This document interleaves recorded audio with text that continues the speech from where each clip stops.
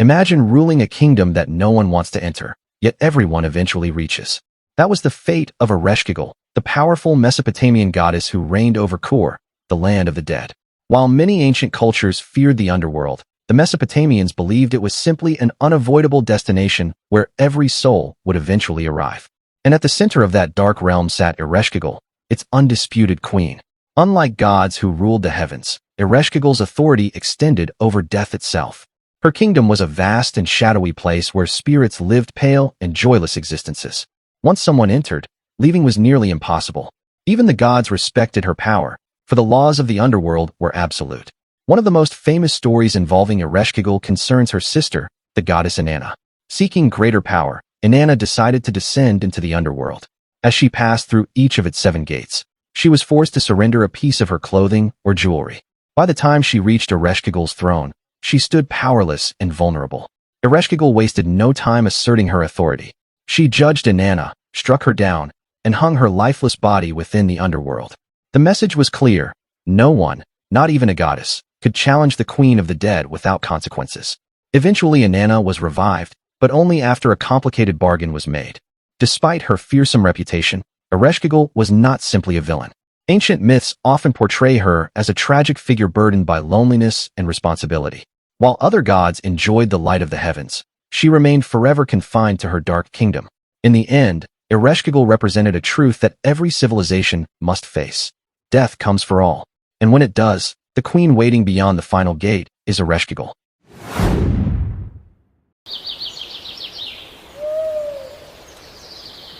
Deep within the ancient forests of Celtic lands lived one of mythology's most mysterious gods, Cernunnos. Unlike many deities who left behind grand temples and countless stories, Cernunnos remains an enigma. Yet his image has survived for centuries, a powerful figure crowned with the antlers of a stag, seated among animals and surrounded by symbols of abundance. To the Celts, nature was alive with spiritual power. Forests, rivers, mountains, and animals were all sacred. Cernunnos embodied this wild and untamed world. He was often seen as a protector of animals, a god of fertility, and a guardian of the balance between humanity and nature. His antlers carried special meaning. Every year, stags shed their antlers and grow new ones, making them symbols of renewal and rebirth. Through this connection, Cernunnos became associated with the endless cycle of life, death, and regeneration. Nothing in nature truly ends, it simply transforms. Many depictions show him holding a torque, a symbol of wealth and status, and a serpent with ram-like horns. These unusual combinations suggest he may have governed prosperity as well as the mysteries of the natural world. To ancient worshippers, true wealth did not come only from gold, but from healthy lands, thriving animals, and successful harvests. What makes Cernunnos especially fascinating is how little we truly know about him. Unlike Zeus or Odin, he left behind very few written myths. Most of what historians understand comes from carvings, statues, and ancient artwork. This mystery has only added to his legend. Today, Cernunnos remains one of the most recognizable figures in Celtic mythology. He stands as a symbol of humanity's connection to nature and a reminder that the wilderness possesses a power older than any kingdom or civilization.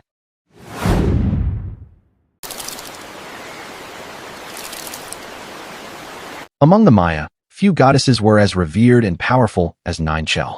She ruled over the moon, medicine, childbirth, weaving, and fertility. To her followers, she was both a nurturing mother and a force capable of unleashing destruction when angered. The moon played a crucial role in Maya life. Its phases guided agriculture, ceremonies, and the passage of time itself. Because Ninechel governed the moon, she became deeply connected to life's rhythms. Women especially prayed to her for protection during pregnancy and childbirth, believing she watched over mothers and children. But Ninechel was far more than a goddess of motherhood. She was also a healer.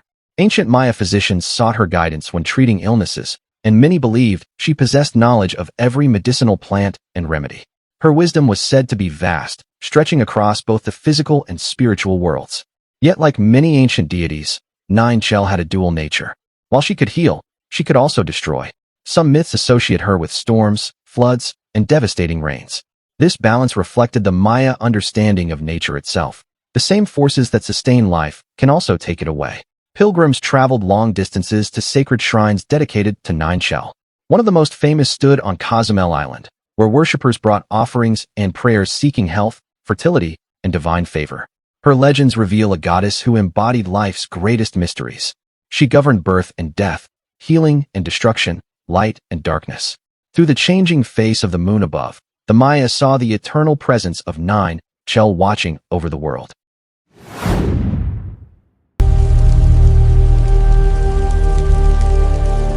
High above the earth, beyond the clouds and stars, reigns Niam, the supreme deity of Akan mythology. Among the Akan peoples of West Africa, Niam is not merely a god. He is the creator of the universe itself. According to tradition, Niam fashioned the world and gave life to everything within it. The sun, moon, rivers, forests, animals, and humanity all owe their existence to his creative power. Because of this, Niam is regarded as the ultimate source of wisdom and authority. Many stories describe Niam as dwelling in the heavens, far removed from human affairs. Yet his influence touches every part of existence. The Akan believe that destiny itself flowed from Niam, and that every person's life unfolded according to a divine plan. One fascinating tale explains why the sky seems so distant today. Long ago, the heavens were said to be much closer to the earth, but human beings repeatedly disrespected the sky by striking it with cooking tools and pestles. Frustrated by this behavior, Niam withdrew higher into the heavens, creating the separation we see today.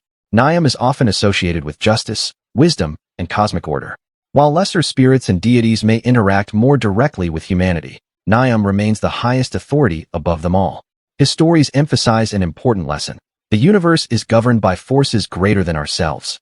Through Niam, the Akan express their belief that creation is purposeful, meaningful, and guided by divine wisdom. Even today, Niam remains one of the most important figures in African mythology, symbolizing the creator whose presence can be felt in every corner of the world.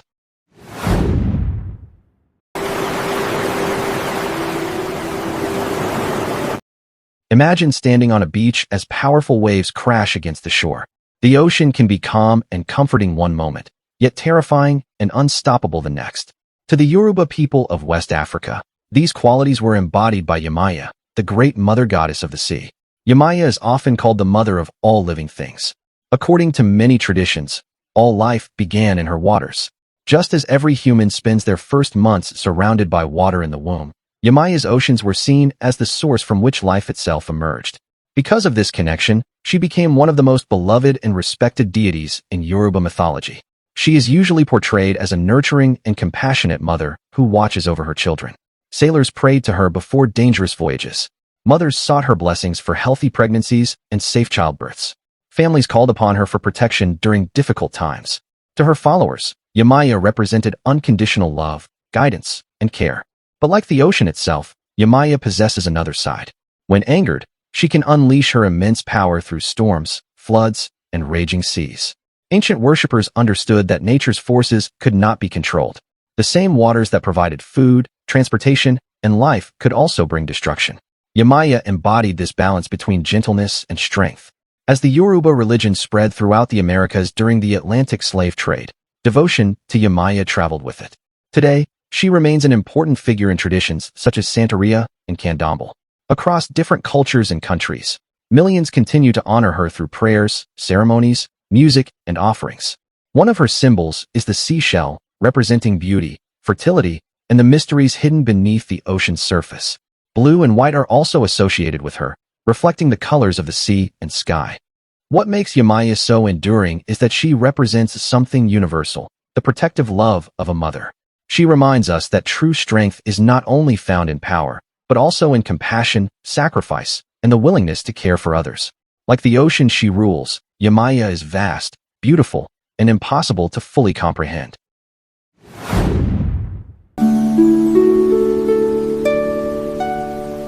When most people think of Apollo, they imagine a handsome Greek god of music, prophecy, healing, and the sun. But Apollo had many lesser-known titles, and one of the strangest was Apollon Smintheus, Apollo of the mice. At first glance, being associated with mice may not sound very impressive. Yet in the ancient world, mice were far more than tiny pests. They could destroy food supplies, contaminate grain stores, and spread disease throughout entire communities. For agricultural societies that depended on successful harvests, mice represented a serious threat to survival. This is where Apollon Smintheus enters the story. In this form, Apollo was believed to have power over mice and the plagues associated with them. Some people prayed to him for protection, hoping he would keep disease and crop destruction away from their homes. Others feared his wrath, believing he could send disasters if angered. One of the earliest examples of this aspect appears in Homer's Iliad. When a priest of Apollo was insulted by the Greeks, Apollo responded by sending a deadly plague into their camp. Day after day, soldiers fell ill as the gods' invisible arrows struck their victims. Eventually, the Greeks were forced to make amends before Apollo would lift the curse. This story reveals something fascinating about Apollo. He was both a healer and a bringer of disease. Ancient people saw no contradiction in this. The same divine force that could cause suffering also possessed the power to remove it. To them, health and illness were two sides of the same coin. Temples dedicated to Apollon Smintheus were built in parts of Asia Minor, where worshippers sought protection from epidemics and agricultural disasters. His role reflected one of humanity's oldest fears, unseen threats capable of destroying entire communities. Today, Apollon Smintheus reminds us how vulnerable ancient civilizations were to disease and famine. Long before modern medicine, people looked to the gods for explanations and protection. Through this unusual title, Apollo became a guardian against some of the most dangerous forces of the ancient world.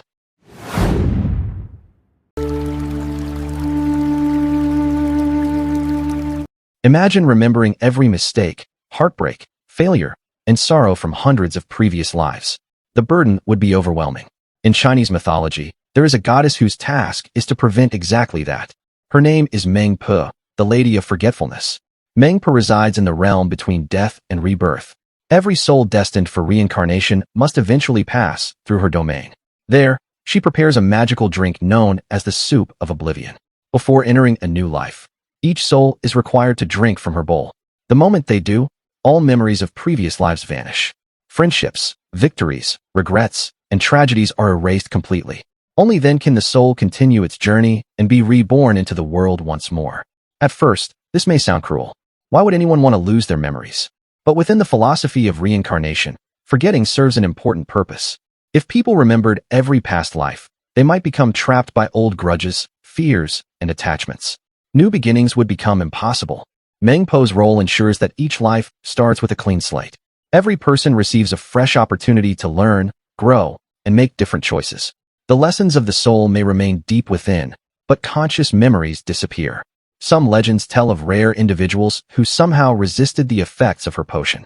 These people were said to retain fragments of knowledge from previous incarnations, explaining extraordinary talents, strange memories, or feelings of familiarity toward places they had never visited. Unlike many gods associated with death, Meng Po is not feared as a destroyer. Instead, she performs a necessary and compassionate duty. Without her, the endless cycle of reincarnation would become unbearable. Her story touches on a question many people still wonder about today.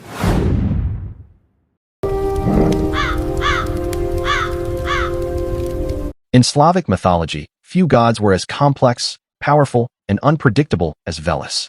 He was a god of the underworld, magic, wealth, cattle, knowledge, and trickery, a combination that made him one of the most fascinating figures in the Slavic pantheon.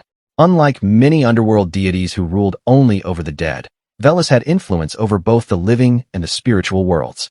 He was associated with the earth, forests, rivers, and hidden treasures buried beneath the ground. Merchants, farmers, shepherds, and sorcerers often sought his favor. But Veles is best known for his legendary rivalry with Purin, the mighty god of thunder and the sky. According to myth, Veles constantly challenged Purin's authority. Sometimes he would steal cattle, treasures, or even members of Purin's family. After each theft, he would flee into the forests, mountains, or underworld. Furious, Purin would pursue him across the heavens, hurling bolts of lightning in an attempt to strike him down. The ancient Slavs believed these divine battles explained storms. Every thunderclap was Purin's weapon crashing through the sky. Every lightning bolt was an attempt to hit the elusive Veles.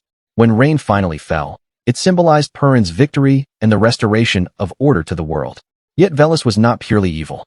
He represented chaos, change, and the unpredictable forces of nature. While Purin embodied law and stability, Veles embodied creativity, transformation, and mystery. Together, they maintained balance within the cosmos. Many stories also portray Veles as a master of magic and shape-shifting. He could transform into animals such as snakes, wolves, or bears to escape his enemies. This ability reinforced his reputation as a cunning trickster who could never be fully controlled.